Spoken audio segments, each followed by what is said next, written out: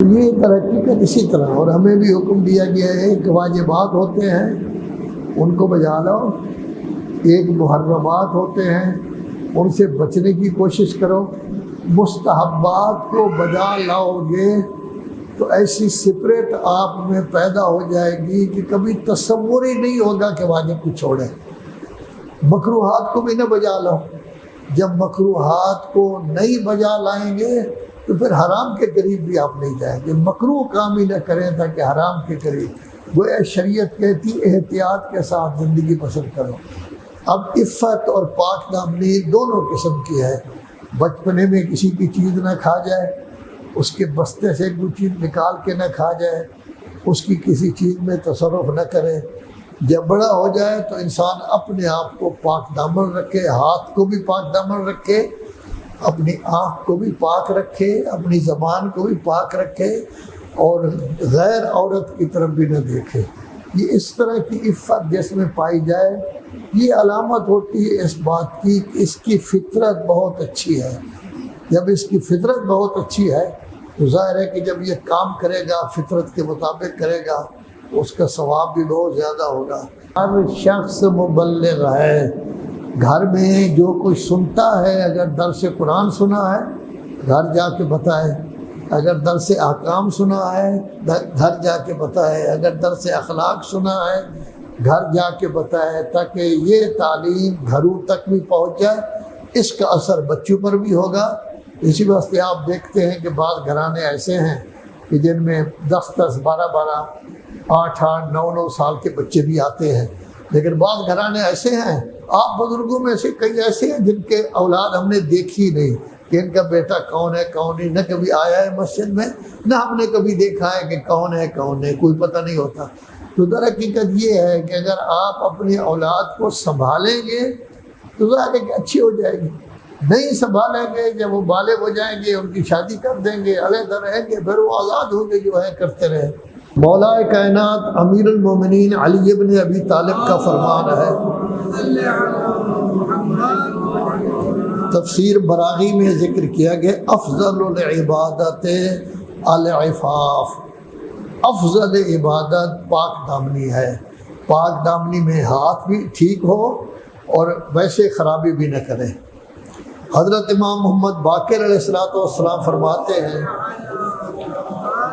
ما عبد اللہ بشیء افضل من عفت البطن والفرج، اللہ کی عبادت سے بہتر ایسی کوئی چیز نہیں ہے، سب سے بڑی بہتر چیز عبادت میں کیا ہے؟ عفت البطن، پیٹ بھی عفیف ہو، یعنی پیٹ میں غلط خوراک نہ جائے، اور فرج بھی عفیف ہو، غلط عورتوں کی طرف بھی نہ دیکھے۔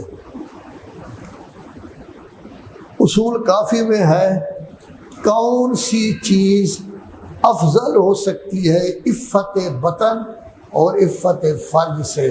سب سے بہتر کہ پاک انسان کا پیٹ بھی پاک ہو، اس میں حرام غذا نہ جائے، اور فرج بھی گوئے کہ کیا ہو، پاک ہو۔ حضرت مولا کائنات امیر المومنین علی ابن ابی طالب فرماتے ہیں، اذا اراد اللہ بعبد خیرا، جب اللہ تعالیٰ کسی بندے کی توفیقات خیر میں اضافہ فرماتا ہے، اعفا بطنہ، اس کے پیٹ کو بھی پاک بنا دیتا ہے، یعنی حرام غذا نہیں جاتی، اور فرج کو بھی پاک بنا دیتا ہے۔ اور کہا ہے مولا کائنات نے کہ آپ جا کے لوگوں کو سمجھائیں، شیعیت کی وصف یہ ہے کہ اس کا پیٹ بھی پاک ہو، حرام غذا نہ جائے، اور فرج بھی پاک ہو۔ ایک اور روایت میں بیان کیا گیا ہے، یہ مفضل بیان کر رہے ہیں، مفضل بڑا لاجواب شاگرد تھا حضرت امام جعفر صادق علیہ السلام کا، اور اس نے بہت ساری روایتیں توحید کے بارے میں حضرت امام سے نقل کی ہیں، اس لیے ان کی کتاب بھی ہے جس کا نام ہے توحید مفضل، اردو میں بھی اس کا ترجمہ ہو گیا ہے۔ حضرت امام جعفر صادق علیہ السلام کا شیعہ وہ ہے جو اپنے وطن کو بھی پاک رکھے، اپنی شرمگاہ کو بھی پاک رکھے، نیک کام میں ہمیشہ کوشاں ہو، شریعت کی مخالفت سے اپنے آپ کو بچائے، اللہ کے ثواب کی امید رکھے اور اللہ کے عقاب سے ہمیشہ خوف زدہ رہے۔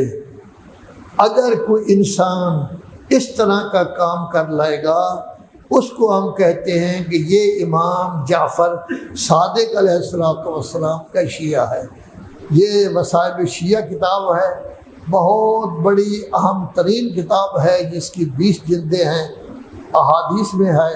سب سے پہلی تو ہماری 4 کتابیں تھیں، اصول کافی، تہذیب، استبصار، من لا یحضر الفقیہ، 3 بزرگوں نے لکھی تھی جن کو کتب اربعہ کہا جاتا ہے۔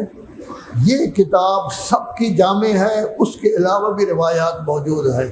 اور جب کوئی مجتہد اعظم فقہ کا درس کہتا ہے، جیسے آیت اللہ خوئی فقہ کا درس کہتے تھے، تو درس کے دوران ہی وسائل الشیعہ ان کے پاس موجود ہوتی تھی، احادیث وہاں سے پڑھتے تھے۔ یہ روایت جو میں نے کی ہے کہ امام جعفر صادق علیہ السلام کا شیعہ کون ہو سکتا ہے، یہ وسائل الشیعہ میں موجود ہے۔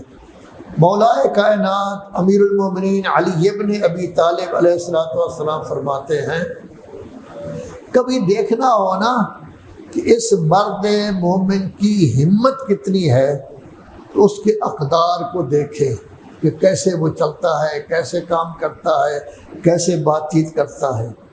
اور اگر صدق کو دیکھنا ہے، سچائی کو، تو دیکھیں آیا اس میں مروت ہے یا نہیں ہے۔